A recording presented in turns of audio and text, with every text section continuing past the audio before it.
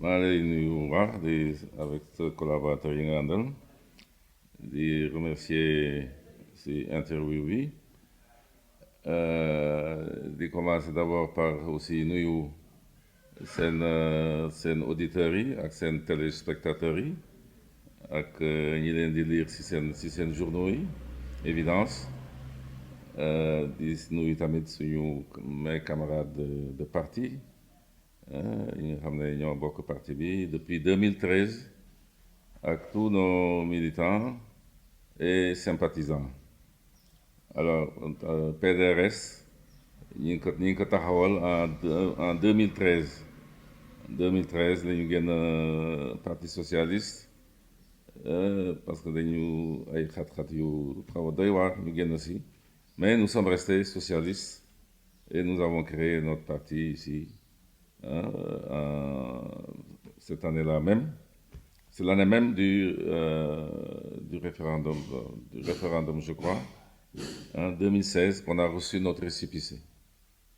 Le 13 mars 2016, lañ jot suñu récépissé pour le PDRS.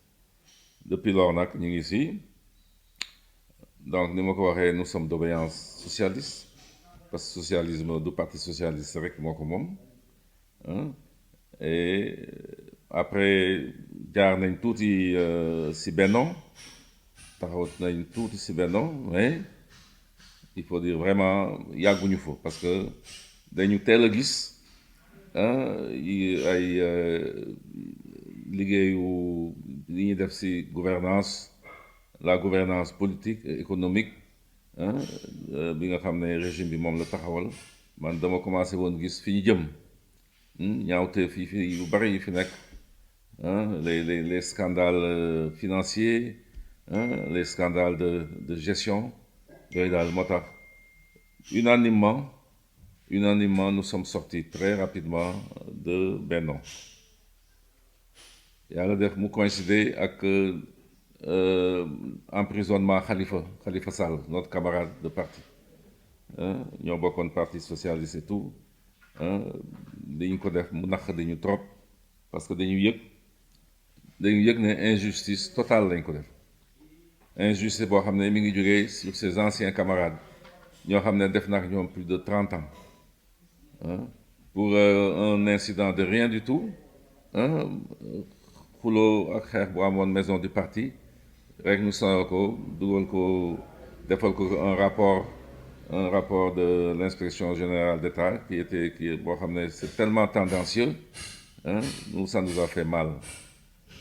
c'est à partir de ce moment-là que nous avons décidé de rejoindre Taxawu Sénégal on est foofu lañ décidé dem dugg ci Taxawu Sénégal def fi assemblée générale bu mag boo xam ne ñëpp suñu militants yëpp fekkee nañ ko ñu décidé on a pris une résolution adhérer à Taxawu Sénégal ñi ngi si nag ñu ngi si Taxawu Sénégal ba léegi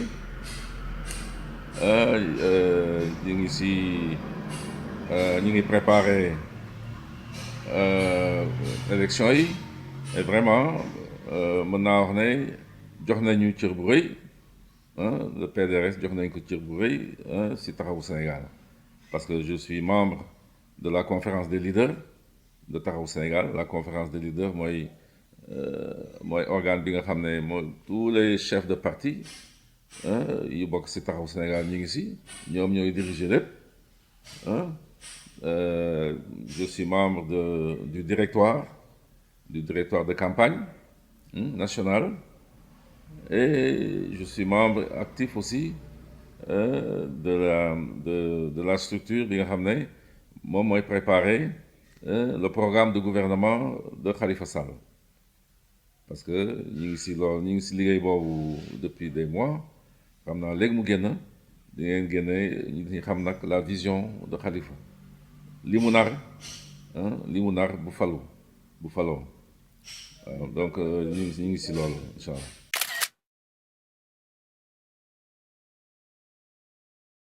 parrainage bi Taxawu Sénégal dafa tànn def parrainage citoyen mënoon jël parrainage par les élus yi nga xam ne léegi mën na nekk par les députés ou bien par les élus locaux plutôt exécutifs locaux mais loolu moo gënoon yomb si ñun parce que am nañ nombre bi 13 députés ak je ne sais pas 200 élus kooku yomb na taxaw Sénégal mais ñoo décidé ne dañuy jël le parrainage citoyen pour que ñu mobiliser déjà d'avance suñu électorat et puis aussi ñu bañ a bàyyi suñu électorat ak ñeneen donc loolu lañu nekk chaque parti membre de Taxawu Sénégal yaa ngi def sa parrainage à part mais yëpp ñoo ko bokk mais ku nekk comme da nga am say nitu bopp ñun ñi ngi rassemblé suñu nit ñi nga xam ne ñoom lañu am ak suñu sympathisant ñooñu la ñuy parrainé bu ñu defaree yëpp ba pare nag ñu jébbal ko le comité de direction de Taxawu Sénégal ñi ngi si bu baax et dañuy remercier vraiment les militants et les sympathisants yi nga xam ne déjà jox nañu seen carte di leen encourager malgré les faux jeux de l'État xam ne ñu koy signaler ñi ngi empêché tout récemment le camarade président Khalifa Sall dañ ko xatal arrêté tournem fële dans la région de Fatick avant moom y avait Bougane tam a subi ça defe naa aussi Abdourahmane Diouf tamit a subi ça je pense que c'est pas normal loolu du yoon parce que le candidat du pouvoir moom mi ngi def ay tournéem soi-disant sous le prétexte doo xam activité gouvernementale lay mel mais ñëpp xam nañ ne du activité gouvernementale ñi ngi campagne ñoom ñu ngi campagne dëgg ñu ngi campagne parrainage la nekk bon dañu war a yemale ñëpp ñu bàyyi parti yëpp ñu def seen parrainage dox li ñuy dox amul benn problème boo xam ne mën na si am y a pas de problème de sécurité rien du tout.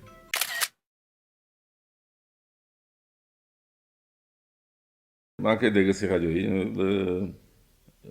notre frère la Boubacar Camara dégg naa moo ko yëkkati man jaaxal na ma dama xamul lan moo ñu mën tere ñu dem élection est-ce que dafa am une catastrophe naturelle je ne sais pas ou bien dafa am ay loo xam ne jubul si processus électoral bi ba léegi yooyu yëpp xamuñu ko mais en tout cas Sénégal daal kenn musul reporter élection il y a pas de raison dans les autres pays bu ñuy reporter élection day nekk des raisons très sérieuses des raisons yoo xam ne li koy indi mooy ay catastrophes naturelles ay catastrophes ba nit ñi dootuñu tal dara mais yàlla mi ñuy dimbali ba léegi newuñu situation yooyu bon il y a pas de raison il faut quand même na nit ñi continuer bu fekkee ne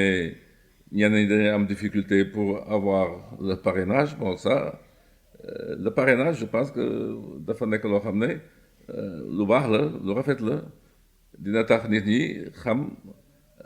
seen représentativité au lieu que mu nekk loo xam ne si rajo yi rek lay yem ak si télévision yi ñu defee ne ñoo am Sénégal yëpp le parrainage c'est un moyen de se tester.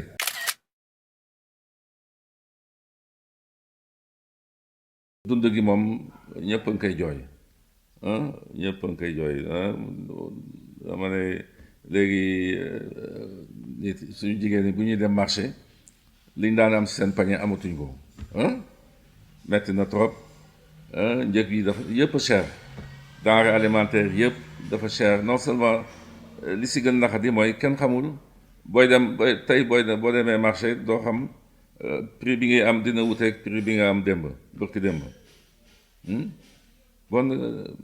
loolu nag li ñu ko waxal mooy dañu nekk dans un régime libéral hein boo xam ne dafa libéraliser les prix hein or il y a des prix yoo xam ne il y a des denrées yoo xam ne état daf ko war di contrôler di ko homologuer hein maanaam ñu koy soumettre à autorisation et puis ñu delloo wax naa ko maa ngi koy wax tout le temps ñu delloo le contrôle économique le contrôle économique dañ ko war a delloo fii si Sénégal ñu jox ko moyen humains yu doy hein ay recrutement yu doy ak aussi des moyens d'investigation modernes hein boo xam ne dinañ mën contrôler les prix hein la libéralisation des prix hein kooku xewut am du yoon dans un pays sous-développé comme le nôtre il faut que l'État y mette la main électricité tam dafa cher ah fi mën naa wax ne que état du moins sa Senelec yokk na njëg yi te amul autorisation ah le Haut Conseil là de régulation du prix de l'électricité ah si li ma dégg autorisé wul benn augmentation mais ñëpp a yëg augmentation bi ñëpp a yëg ne fi mu nekk facture courant nit ñi muy woyofal muy bu compteur yëpp si yem am na ku doon wax ne bon léegi kenn waxatul wax woyofal dañu war a wax diisal diisal bi yëpp a yem li ñuy jot si facture électricité matul sax yoon ëpp na salaire u nit ñi bon fu ñu jëm il faut que l'État revienne dessus te nag li ko waral yëpp mooy le train de vie de l'État. Le train de vie de l'État est dispendieux, il est très coûteux balaa ñu koy xam nag régime bi jóge fii ñu door a xam le coût des charges de l'État. C'est impensable. L'État doit repenser donc son mode dafa war a dellu seetaat ni muy fonctionner. Am na ay institutions yoo xam ne elles sont inutiles wane nañ seen inutilité parce que boo seetee yenn institutions yi yu mel ni le Haut Conseil des collectivités locales le Conseil économique et social et environnemental quel est l'apport lan mooy seen valeur ajoutée dans la marche des institutions de l'État? Rien, aucune, c'est inutile. C'est des comme je l'ai dit par ailleurs comme ni ma ko waxee bon c'est en fait une institution boo xam ne dafay caser les grands électeurs ceux que le régime considère comme de grands électeurs amuñu poste député amuñu poste ministre foofu la leen di dugal pour yaakaar ñu jàppale leen ci élection yi mais tout le monde sait que amuñu benn njëriñ les réformes yi préconisées ci administration bi tamit gis nga defuñu ci dara donc loolu mooy expliquer une bonne partie la cherté de la vie c'est le train de vie de l'État. Il faut que l'État repense ses bases. Il faut que État bi seetaat organisation bi kooku moom ci programme Khalifa la bokk Khalifa bu faloo dinañ seetaat administration bi ni muy doxee les institutions inutiles yooyu yëpp on va les remettre en cause seet na neen nu ñuy def.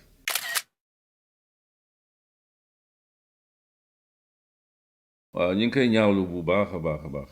vraiment li xew moom kon vraiment man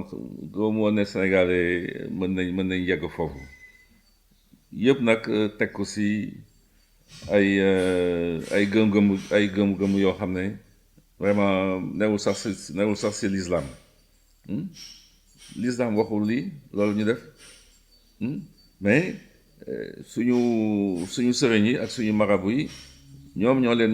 leen gëmloo yooyu il faut ñu wax ko ñoom ñoo leen gëmloo yooyu que góor jigéen dañ ko war a rey góor jigéen warul dund mais loolu kenn bindu ko fenn ci Coran alors donc vraiment man l'État dafa war a agir punir les intéressés et puis aussi ñu wax les marabouts vraiment ñu wax ak nit ñi ñu wax ak seeni talibé wax leen li si nekk ah bon dem nañu ba bëgg a def kii affaire góor jigéen ñu def ko crime ñu def ko un crime. Heureusement l'État n'a pas approuvé cette proposition de loi hein. Mais parce que li si des ku nekk nañ ko bàyyeeg li mu gëm ak yàlla ak yàlla mais nit ku nekk tu as le droit nag ñu suul la si anam bu rafet jullee la jullee la parce que bu ñu waree nekk kii daan na julli wala mës na di julli jullit la jullit dañ ko war a julli suul ko normalement alors man li ma comprendre sax mooy ay cimetières yoo xam ne dañuy tere ñu suul fa façon nit yooyu kooku du yoon aussi kooku du yoon fi nga dëkk war na am nga droit boo génnee àddina nga ne ma fii lañ lay suulee mais nit ñi bu fekkee ne jullit nga amuñu droit nag ne way parce que ni ce comportement dans la vie c'est comme ça les comportements dans la vie mais nañ ko bàyyi ak yàlla du yàlla moo koy punir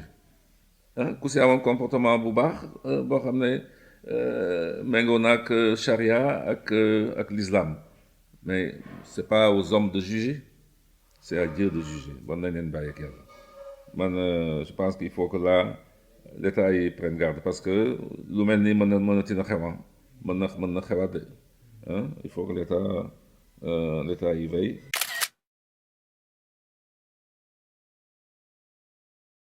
mbëkk mi am na benn article bu ma def il y a quelques semaines defe naa yónnee woon naa leen ko sax ça a été publié là mbëkk mi la phénomène la boo xam ne daal man ni ma ko gisee tant que ñi ngi nii état deful dara il est irréversible kenn mënu si dara parce que la pêche ak géej gi d'après les statistiques mi ngi dundal presque 600 000 personnes 600 000 personnes ñooy dund si géej ñoo daan dund si géej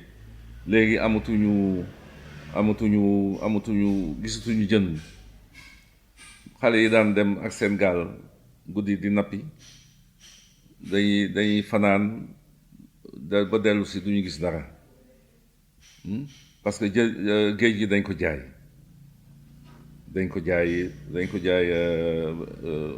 l'Union européenne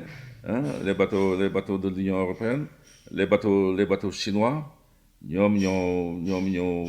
jeexal suñu li ñu amoon yépp ci géej gi ñoom ñoo ko jeexal si bien xale yi ak fu nu mënti dem bu ñu demee sax pendant 2 jours di wuti duñu gis dara waaw loolu tant que ñu koy continuer xale yi dañuy dem parce que xale yi mënuñu toog 9 mois sur 12 du ñu am lu ñu dundalee seen waajur ak seen famille bu ñu leen waxee ne am na lu ñu mën am feneen dans d'autres pays muy Barça muy ak feneen Espagne ak Nicaragua maintenant mais dañuy dem donc il y a des changements à faire dans les politiques publiques man li fi mujjee xaw fii si këri kaw fii si Tëngéej suñu bande bi la fii jóge fii suñu koñ bi jógee Ndeppe ba Thiawlène am nañu fii fukk ak ñaar famille yoo xam ne elles ont perdu leurs enfants ña ngi si profité di leen jaale publiquement bien que man jaale naa leen famille yooyu yëpp jaale naa leen benn week-end dem naa jaale famille yi fi nekk yëpp Thiawlène ba Guy Murit mais donc maa ngi dellu di leen jaal mais li ñuy wax parents yi li ñuy wax mooy loolu ñoom mënuñu téye seeni doom parce que amatuñu lu ñu dundee dañu yaakaar ne fu ñu jëm bu ñu demee foofu dinañ am lu ñu dundee dinañ am lu ñuy yónnee am na benn y a une autre famille là je pense c'était pas Rufisque mais c'était à xamatuma ban zone là, une famille qui a perdu 12 de ses enfants c'est benn pirogue 12 xam nga waajur boobu décidé bàyyi 12 de ses enfants ñu dem ah xam nga kooku amatul yaakaar fii ah 12 jeunes qui sont morts ay góor wala ak i jigéen donc problème bi foofu la c'est pas li régler problème bi duy fay ay agence de communication ñuy dem di waxtaan ak xale yi naan leen way bu leen dem toog leen fii ni nañ leen defal lii mën nañ leen defal lële duñ toog xale yi nee nañ ñi si am liggéey ñi ngi koy am si nawet bi mooy ñi nga xam ne am nañ tool mais géej gi mënatuñ si am dara ñi am tool pendant bu nawet bi ñëwee dinañ bay mais du ñëpp am tool lébu gi nekk fii du ñëpp am tool am na famille yoo xam ne seen terrain dañ koy nangu kon y a aussi ce phénomène là on est en train de bazarder le foncier di ko jaay ay entreprises étrangères yoo xam ne au détriment des populations qui peuvent la travailler donc yooyu il faut que l'État change de politique on n'a pas besoin de ces 10 milliards là 10 milliards yi am si licence de pêche yi vraiment on n'en a pas besoin fajul dara te mënul faj li nga xam ne moom la ñuy ñàkk moom la ñuy ñàkk une mer qui est desséchée amatul benn jën on ne peut rien en retirer et des jeunes au chômage des centaines de milliers de jeunes au chômage loolu jaru ko li ñu mën a am si pétrole bi sax moo ëpp loolu bon pourquoi continuer ñun suñu xalaat mooy bu ñu jëlee le pouvoir incha allah bu ñu yàlla jàppale ba suñu président Khalifa Sall yàlla on va supprimer toutes les licences de pêche étrangères toutes les licences de pêche étrangères les fausses licences là yi ñu attribué les licences de pêche qu'on a attribuées à des Sénégalais ñu sous-traité ko aussi étrangers yooyu yëpp dañ koy dindi Sénégalais daal dafay mën demal boppam ñu jéem a instaurer un repos biologique un repos biologique de bu ñu ko defee 6 mois on va dinañ amaat suñu jën yi nga xam ne ça fait des années gistuñ ko après nag ñu équiper xale yi jox leen wutal leen ay équipement yoo xam ne dinañ mën dem dugg si géej gi dem fu sori di liggéey mu nekk plus qu'un moyen de vivre mais du moins une activité de rentable boo xam ne dina rapporter xale yi bu ñu gisee loolu dinañ toog mais doo leen ne toog leen am ay ñëwal toog leen ñu financer leen fii ay projet 400 000 500 000 xaw ma la jox leen 400 000 500 000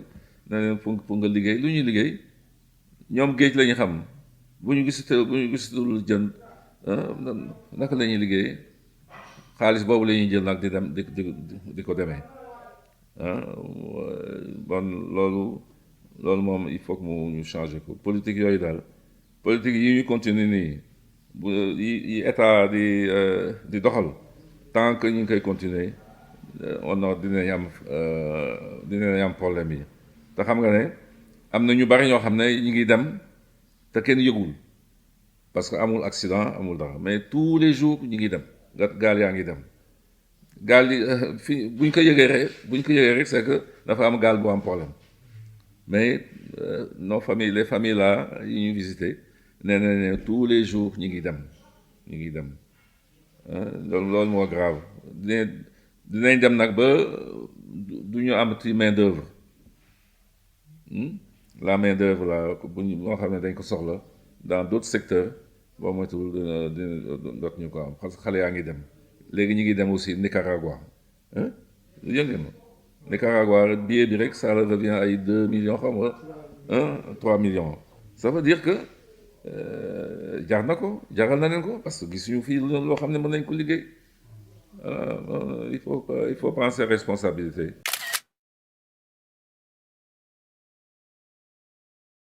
Arrestation Sonko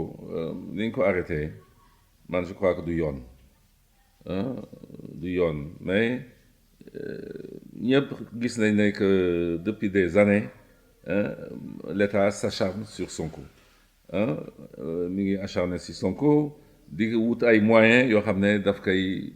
empêcher mu dem élection ah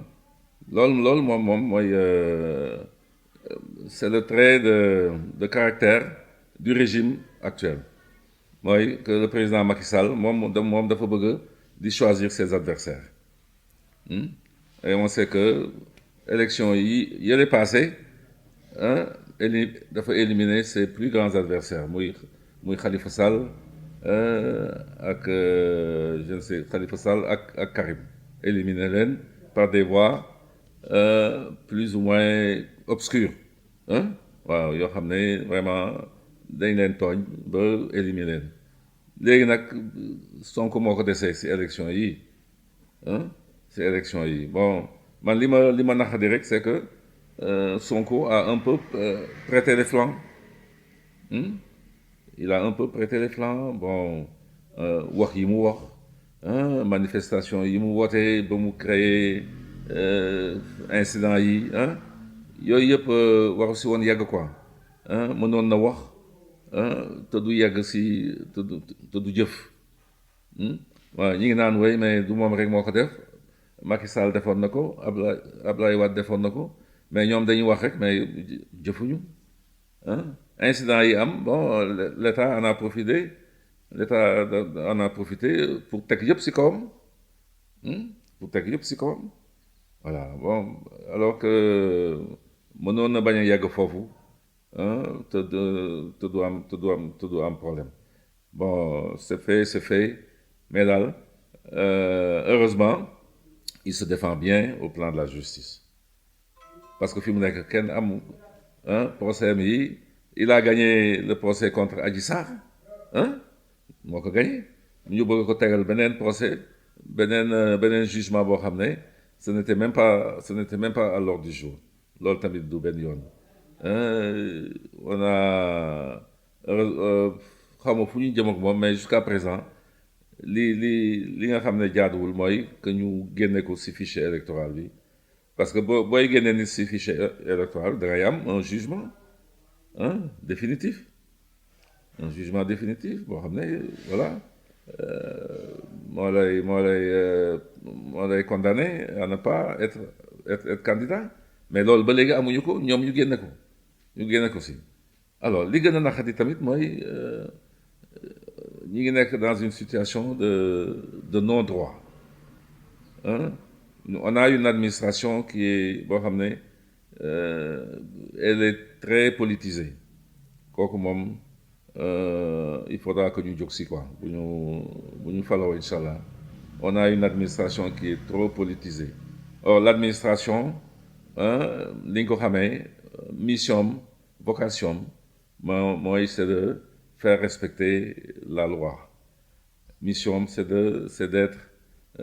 loyal par rapport aux lois et règlements par rapport au droit mais bu un juge d'un tribunal demander qu'on réinscrive Sonko et qu'on lui donne ses fiches de parrainage ñu bañ la Sénat bi nga xam ne mooy contrôler régularité élection bi tamit tout récemment démb rek xam nga barki démb jël na une décision pour demander qu'on réinscrive Sonko dans le fichier et qu'on lui donne ses fiches de parrainage mais lii lan la lii moom jaay doole la quoi jaay doole ce n'est plus du droit ce n'est plus de la loi ce n'est plus la justice sociale mais fu ñu jëm alors de là peut-être à moo tax c'est très sérieux il faut quand même on ne peut pas aller aux élections avec des institutions comme cette administration-là, elle a déjà pris parti pour le pouvoir.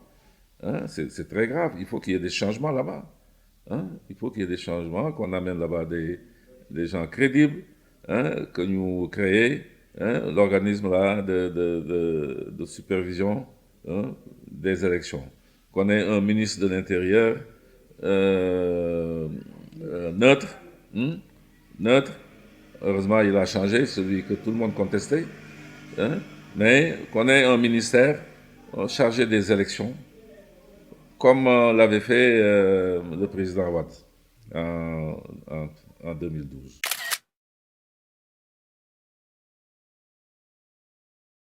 Le message que je donne à l'opposition, voilà. Voilà, nous sommes à 4 mois des présidentielles. Bon, c'est normal que moi ayons toujours une tension, sinon ambiance boutangadal, parce que on est en compétition et tout le monde cherche à connaître le maximum. Moi, je pense qu'il faut qu'on arrive à plus de sérénité et aussi à plus de justice sociale, de justice dans le traitement des problèmes. Comme le moment qu'il y a surtout en direction de l'État et du régime actuel. Hein? Certains candidats, ils ont des parrainage à l'intérieur du pays. Hein? Le dernier, c'est le président Khalifa Sall. Nous avons Abdourahmane Diouf, nous avons Bougane Gueye, nous avons Malick Gakou. C'est pas normal. Hein? C'est pas normal que nous l'inditerré, nous dormirons, oui, de voter électeur. Alors que l'État, le candidat du régime, hein, depuis des semaines aussi, pour des activités gouvernementales. C'est pas pour des activités gouvernementales, parce que les traités ces réunions, ça n'a rien. Amul ben rapport avec l'État. De quel côté? Hein? Donc là, j'espère que lui, nous continuer si campagne bi, si campagne bi jëm, si campagne électorale bi jëm, bu naree continuer dina indi nit ñi dinañ am coono te duñ ko nangu. Hein? Mënuñu leen tere dox pendant que ñoom ñuy dox ñoom ñu tere ñu dox. Hein? Voilà, on le dit à l'endroit de l'État. Et puis aussi, nous libérer les détenus politiques. Hein, il y a plus de, paraît-il, 1000 détenus politiques. Hein? Le régime dit que ce pas des détenus politiques. Mais si, c'est des détenus politiques parce que Bilen Diapa, hein, ils exprimaient leur opinion politique. Hein? Dans la rue, ils exprimaient leur opinion politique. Donc, on ne doit pas les retenir. Moi, les activistes, hein, le dernier, c'est le bala de Pastef. Donc, on fait que si émission à la télé, nous gagnons ko diapako. On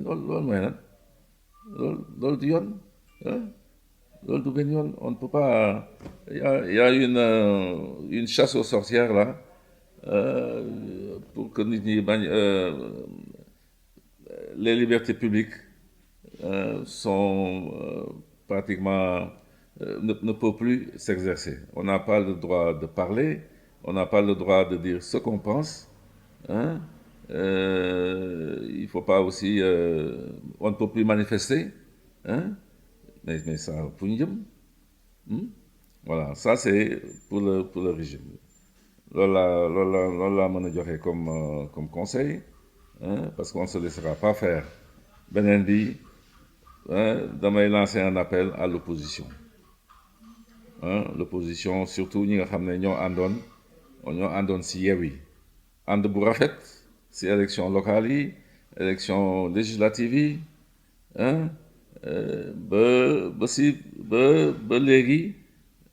mu bëgg a indi ay problèmes yoo xam ne teguñu ko fenn diggante le président Khalifa Sall ak certains membres de l'opposition nit ñaa ngi koy wax ñu ngi koy tuumaal loo xam ne amul amul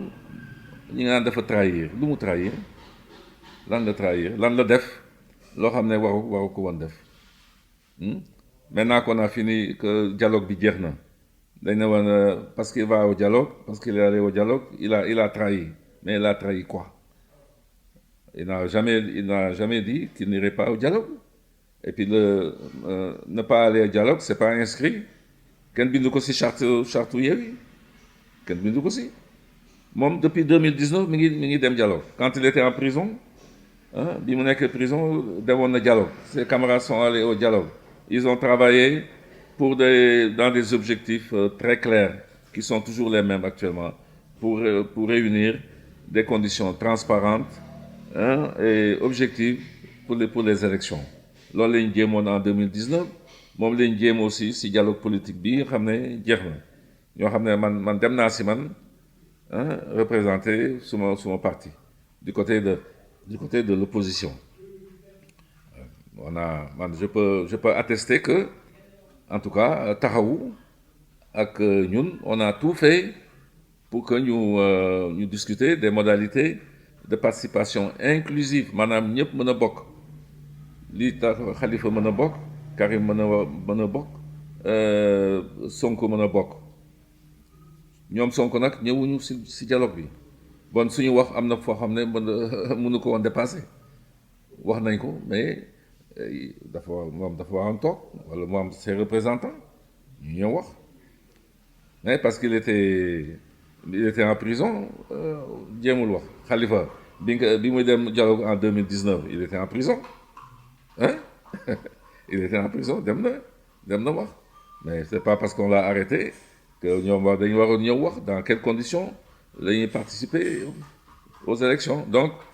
suñu intervention au profit de Sonko amul fu mu mënoon yem quoi li si des moom ñoom ñoo waroon ñëw toog régler ko bon il faut pas que qu'on se tire comme on dit il faut pas qu'on se tire des coups de fusil entre nous ñuy doorante ci campagne bi di waxante lu ñaaw yàqalante kooku mën nañu yàqal toute l'opposition et puis ñu xam ne ku nekk di nga soxla sa morom au deuxième tour yàlla rek moo xam kuy dem deuxième tour